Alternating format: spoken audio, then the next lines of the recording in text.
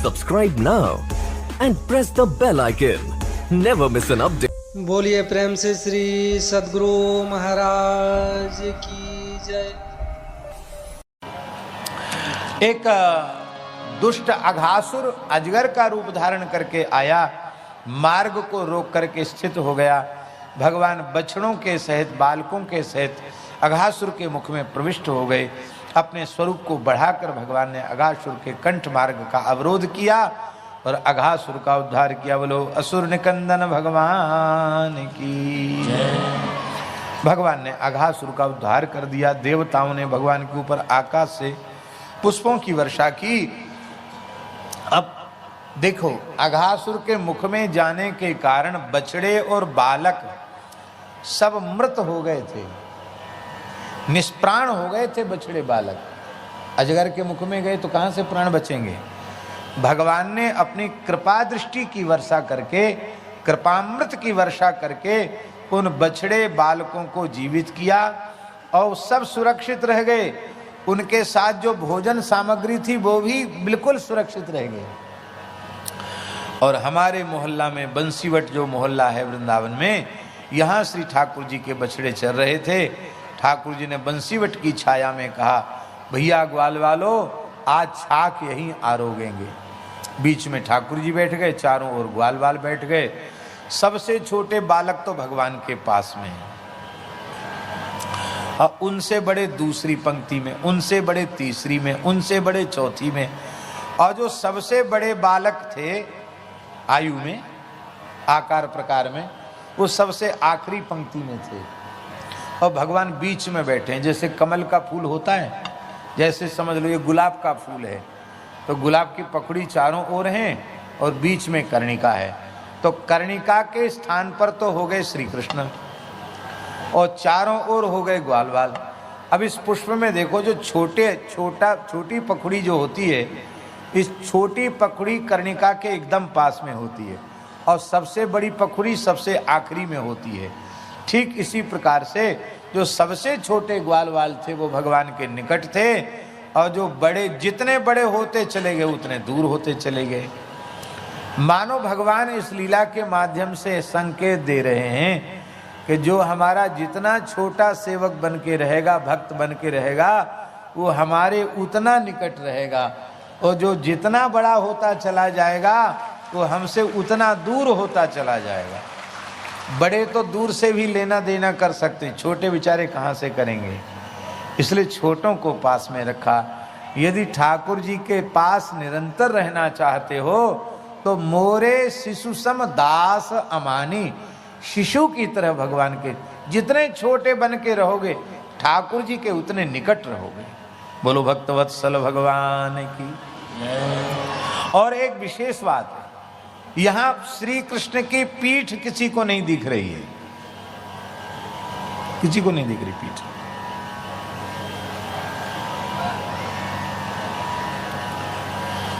सबको श्री कृष्ण के मुखारविंद का दर्शन हो रहा है। अब बैठे हैं भगवान बीच में, क्योंकि भगवान कौन है जानते हैं। सर्वतः पाणिपादोस्य सर्वतोक्षिशिरो मुखं सर्वतः श्रुतिमल्लोके सर्वमावृत्य तिष्ठति। भगवान सर्वतः पाणिपाद हैं। इस स्वरूप का भगवान का अनुभव हो रहा है। और ग्वाल वालों, कोई कमल के पत्ता पे, कोई बट के पत्ता पे, कोई केला के पत्ता पे, कोई जो है पलास के पत्ता पर, और कोई अपने गमछा पर ही, कोई अपनी मलैया में ही, सब अपने अपने पदार्थ घर से जो लाए हैं सब प्रेम से आरोग रहे, खा रहे हैं। और खाते खाते कहते, अरे कन्हैया तेरी सौगंध है, मेरी सौगंध है तू, और तू खाए के तो देख, मेरी मैया ने कैसो बढ़िया मगध को लडुआ बनायो, ते खा के देख।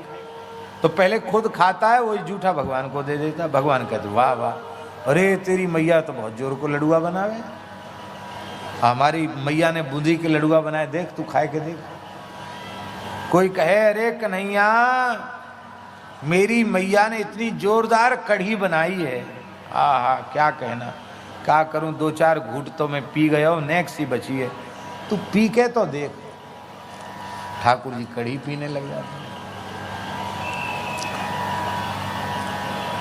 छाछ भी जूठी पीने लग जाते हैं। ठाकुर जी की वस्तु छीन के सखा खा रहे हैं, सखाओं का छीन के ठाकुर जी खा रहे हैं। जूठे मूठे का कोई विचार नहीं। भगवान की उम्र कितनी है? कितने बड़े हैं भगवान? 4 साल के हैं श्री कृष्ण। तो लौकिक दृष्टि से देखा जाए तो 4 साल के बच्चे में झूठ मूठ का विचार होता है? अरे 4-4 साल के 5-10 बच्चे बैठे हो तो ऐसे ही तो करेंगे, खेलते कूदते वही खाएंगे। इसमें लौकिक दृष्टि से भी कोई दोष नहीं।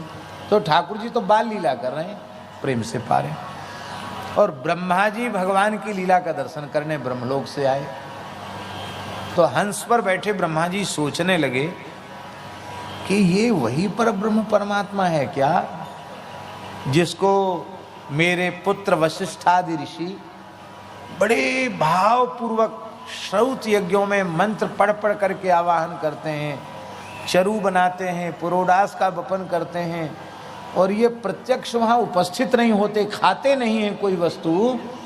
और वह परब्रह्म परमात्मा वेदांत वेद्य तत्व ब्रह्म तत्व श्री कृष्ण तत्व, आज उनकी ये दशा है कि ये गोप बालकों की जूठन खा रहे हैं।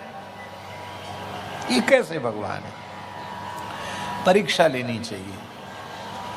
तो ब्रह्मा जी ने पहले बछड़ों को चुरा लिया। सखा बोले कन्हैया हम सबरे तो यहाँ बैठ के मौज ले रहे हैं, खाए पीवे में मस्त हैं, और हमारे बछड़ा पता नहीं कहाँ चले गए। भगवान को तो सब पता कहाँ चले गए बछड़ा। भगवान ने एक दोना हाथ में लिया, दही भात का ग्रास, बूरा मिला हुआ बढ़िया दही और भात, उसको भगवान पाते हुए चल रहे हैं, खाते खाते चल रहे हैं। हमारे महाराज जी कहते थे भक्त का स्वाद लेते हुए चल रहे हैं। भात को भक्त ही कहते हैं ना, तो मानो भक्तों की भक्ति का स्वाद भगवान लेते हुए चल रहे हैं। और जैसे भगवान बछड़ों को खोजने के बहाने से गए, ब्रह्मा जी ने बालकों को चुरा लिया। भगवान को समझते देर नहीं लगी, और जितने बछड़े जितने बालक सब श्री कृष्ण बन गए। ब्रह्मा जी तो सोचते थे कि ब्रज में हाहाकार मच रही होगी, लेकिन ब्रज में तो और अधिक आनंद हो गया। और गर्गाचार्य जी और आ गए। उन्होंने कहा देखो ब्रजवासियों, इस समय विवाह के सर्वोत्तम मुहूर्त हैं, कोई मुहूर्त का विचार मत करो। अपनी अपनी कन्याओं का विवाह आप गोप बालकों के साथ जहाँ जिसका पक्का हो जाए, सगाई फिट बैठ जाए, वहाँ सगाई कर दो। क्यों? बोले क्यों मत पूछो, तुम्हारी कन्याओं के सुहाग अचल हो जाएंगे और तुम्हें वही पुण्य मिलेगा जो समुद्र ने लक्ष्मी का दान किया नारायण को, तुम्हें वही पुण्य मिलेगा जो हिमालय ने कन्या दान किया शिव जी को पार्वती का, तुम्हें वही पुण्य मिलेगा जो राजर्षि जनक जी ने कन्या दान किया श्री रघुनाथ जी को सीता जी का, वो पुण्य मिलेगा। ब्रजवासी भोरे भारे बोले भैया ज़्यादा दिमाग के मत लगाओ, ये कह रहे हैं बहुत ज़्यादा पुण्य मिलेगा, तो भैया ऐसा ही काम करो, महात्मा ने कह दी अपने कुछ ज़्यादा का विचार करने की जरूरत है। अब तो महाराज कोई बालक कुंवारा नहीं बचा, कोई कन्या कुंवारी नहीं बची, सबके ब्याह है गए। ब्रह्मा जी तो सोच रहे कि हाहाकार मच रही होगी, और ब्रज में जहाँ जाए वहीं लड़ुआ लुढ़क रहे हैं, प्रीति भोज है रहे हैं, पंगत है रही है, बारात निकल रही, गली गली में बारात निकल रही। अब देखो, अब जो वस्तुतः बालक हैं वो तो सब ब्रह्मा जी ले गए, तो जिन बालकों के साथ कन्याओं का पाणी ग्रहण हो रहा है वो कौन है? वो सबके सब भगवान श्री कृष्ण ही हैं। इसलिए जितनी गोप कन्याएं हैं सबका विधिवत वैदिक पद्धति से पाणी ग्रहण श्री कृष्ण के साथ हो गया। इसलिए रास पंचाध्यायी में शुकदेव जी ने गोपियों के लिए कहा कृष्ण बद्ध्वा। क्या कहा? कृष्ण बद्ध्वा। बड़ा सुंदर श्लोक है। पादन्यासैर भुज विधुतिभिः सस्मितैर भ्रूविलासै भज्यन् मध्यैश्चलकुचपटै कुण्डलैर्गण्डलोलै शुद्ध्यन्मुख्यः कवररसना ग्रन्थयो कृष्णबद्ध्वः गायन्त्यस्तं तडित इवता मेघचक्रे विरेजुः। इस श्लोक में क्या कहा? कृष्ण बद्ध्वः, कृष्ण की बधुएं। बधु किसको कहते जानते हैं? बर बधु। विधिवत जिसका पाणी ग्रहण होता उसी को बधु कहा जाता है। सब विधिवत पाणी गृहीता हैं। बोलो भक्तवत्सल भगवान की।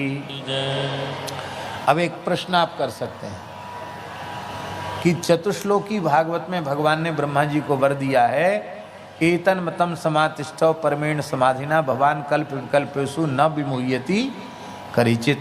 तो मोहित नहीं हो गए? ब्रह्मा जी मोहित कैसे हो गए? भगवान का वरदान झूठा हो गया। दूसरा प्रश्न आप कर सकते हैं कि भगवान ने ब्रह्मा जी से कहा, यावान हम यथा भावो यद्रूप गुण कर्म कहा तथैव तत्व विज्ञानम अस्तुते मदनुग्रहात्। यावान अहम माने मेरा जितना विस्तार है मेरी लीलाओं का, यथा भावः जैसा मेरा तात्विक स्वरूप है, जैसा मेरा रूप है, जैसे मेरे गुण हैं, जैसे मेरे पवित्र कर्म हैं, चरित्र हैं, उन सबका तत्व विज्ञान मेरी कृपा से तुम्हें हो जाए, उनके यथार्थ रहस्य का बोध तुम्हें हो जाए। तो ब्रह्मा जी तो सब कुछ जानते, फिर ब्रह्मा जी चक्कर में क्यों आ गए? दूसरा प्रश्न है। इसका एक ही समाधान है कि ठाकुर जी का मन किया कि ब्रह्मा जी ब्रज में आए हैं, थोड़ा इनके साथ भी खेल लें। ये कैसे खेलेंगे इनके साथ? ये तो वेद गर्व है, इनको वेदों का ज्ञान है, ये तो हमारे ऐश्वर्य का स्मरण करके हमसे इनका संकोच बना रहेगा, बिना संकोच के ही खेल हो सकता है। तो भगवान ने ब्रह्मा जी के ज्ञान की चोरी कर ली और ब्रह्मा जी को लीला में सम्मिलित कर लिया। और कौन सी लीला? बछड़ा चुराने वाली, बालक चुराने वाली। क्यों किया? भगवान ने कहा लोग कहेंगे कि ठाकुर जी चोरी करते। अब जब ब्रह्मा जी भी चोरी करेंगे तो हमारा थोड़ी कीर्ति कम हो जाएगी। बोलो भक्तवत्सल, हमारे ऊपर दोषारोपण कम हो जाएगा। भैया कहावता में ब्रजभूमि को असर ही ऐसा है? ब्रह्मा बाबा आए वो ही चोरी करवे लग गए, तो हम चोरी करवे लगे तो कौन सी बड़ी बात है। तीसरी बात यह है कि श्री ठाकुर जी ने विचार किया कि ब्रह्मा जी को मोहित किए बिना इन गोपियों का मनोरथ पूर्ण नहीं होगा। वे सबकी सब ब्रज कुमारिकाएं मुझे ही पति रूप से प्राप्त करना चाहती हैं। और ब्रह्मा जी जब बालक चुरा ले जाएंगे तब न इनका विवाह हमारे साथ होगा। और भगवान के यहाँ पद्मा गाय का दूध भगवान कई बार अपना मुंह उसके थन में लगाकर दूध पीते हैं, तो दूसरी गायों का मन होता कि कभी भगवान हमारा भी ऐसे ही दूध पिए। तो आज जितनी गाय हैं सबके बछड़ा श्री कृष्ण बन गए, तो सब गायों का मनोरथ पूर्ण हो गया। और उसमें क्या हानि हुई? ब्रह्म कोई हानि नहीं हुई। और ये लीला न होती तो इन गायों का, गोपियों का मनोरथ कैसे पूर्ण होता? और भगवान का मनोरथ कैसे? भगवान का क्या मनोरथ? भगवान का मनोरथ है 84 कोस ब्रज की रजका में स्वाद लूं। मिट्टी खाई तो मैया ने कहे लाला मोड़ा खोल के दिखा, ब्रह्मांड दिखाना पड़ो। खींच में नहाए लाऊं तो मैया स्नान करा दे, धूल मट्टी ऊपर चढ़ाए लाऊं मैया पोछ दे। ठाकुर जी ने कहा ऐसे बात नहीं बनेगी। अब जब बछड़ा बन गए तो पूरे 84 कोस में ठाकुर जी चरे, तो घास के साथ रज का भी स्वाद भगवान ने लिया। इसलिए ब्रजभूमि की बड़ी महिमा है। साक्षात परब्रह्म परमात्मा ने यहाँ की रज को अपनी जिह्वा से स्पर्श किया है, इसलिए ये बड़ी रसमयी है, बड़ी पवित्र है, बड़ी दिव्य है। इसलिए अनंत अनंत ब्रह्मांडों में ब्रजभूमि के जैसी कोई भूमि नहीं है और ब्रज रज के जैसी कोई रज नहीं है। महाराज जी हम क्या कहें, ब्रज की रज के एक कण में अनंत ब्रह्मांडों को तत्काल मुक्त करने की सामर्थ्य है। एक रज कण में अनंत ब्रह्मांडों को मुक्त करने की शक्ति है। इतना पवित्र है ब्रजरज का कण, इसलिए जो नित्य प्रति स्नान करके ब्रजरज अपने मुख में लेता है, ब्रजराज मस्तक पर धारण करता है, मुख में ब्रजरज का कण लेता है, वो निश्चित ही संस्कृति के चक्र से मुक्त हो जाएगा।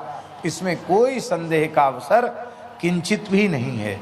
हाँ, बात अलग है, अब गौ अपराध, ब्राह्मण अपराध, संत अपराध बने, भगवत स्वरूपों के प्रति अपराध बने तो भैया तो तुम्हारो अपनो दोष है, अपनी कमी है।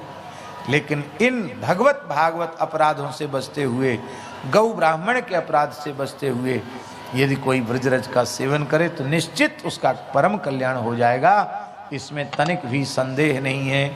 ब्रह्मा जी के मोह का नाश हो गया, ब्रह्मा जी ने बालक बछड़े वापस कर दिए और ब्रह्मा जी भगवान की स्तुति करने लगे। बोलो भक्तवत्सल भगवान की जय। राम कृष्ण की प्यारी गैया सारे जग की माता है।